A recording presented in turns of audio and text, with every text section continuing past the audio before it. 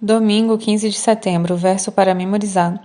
Por volta das 3 horas da tarde, Jesus bradou em alta voz: Eloi, Eloi, lama sabachthani, que significa: meu Deus, por que me abandonaste?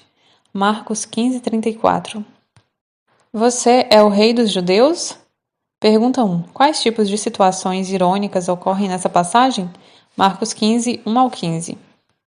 De manhã bem cedo, os principais sacerdotes, os líderes do povo e os mestres da lei, todo o alto conselho, se reuniram para discutir o que fariam em seguida.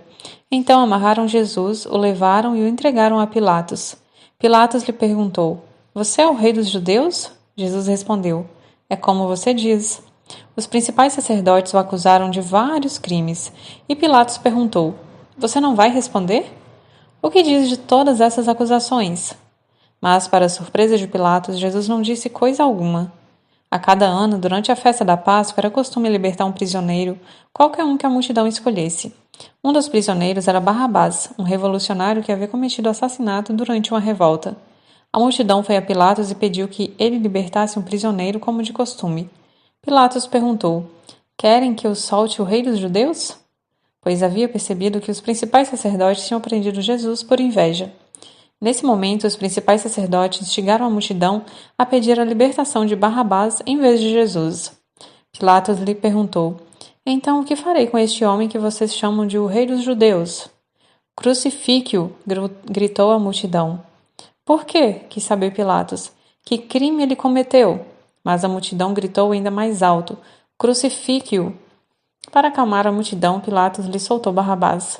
Então, depois de mandar açoitar a Jesus, entregou-o aos soldados romanos para que fosse crucificado. Pôncio Pilatos foi governador da Judéia de 26 a 36 d.C.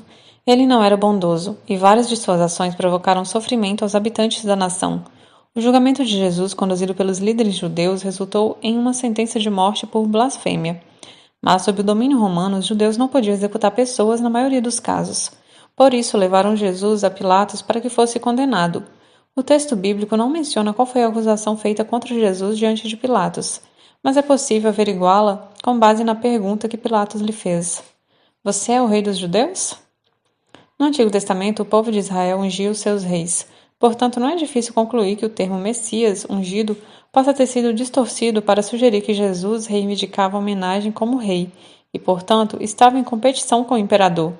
Assim, a acusação apresentada ao Sinédrio era de blasfêmia, enquanto a acusação apresentada ao governador era de conspiração que levaria à morte. A ironia é que Jesus era o rei dos judeus e o Messias.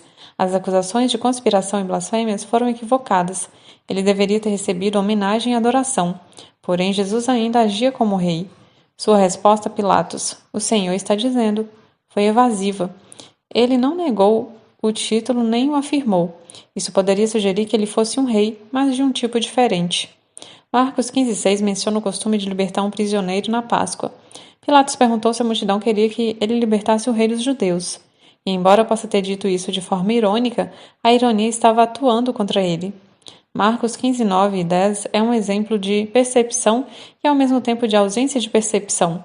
Pilatos percebeu que os líderes haviam entregado Jesus por inveja, mas não percebeu que, ao questionar a multidão, estava fazendo o jogo dos líderes. Eles agitaram a multidão e gritaram para que Jesus fosse crucificado. Pilatos recuou. A crucifixão era uma forma terrível de morte, especialmente para alguém considerado inocente. É dolorosamente irônico que um governador pagão quisesse libertar o Messias, enquanto os líderes religiosos desejassem que ele fosse crucificado. O que pode impedi-lo de seguir a multidão quando a pressão para fazer isso é grande?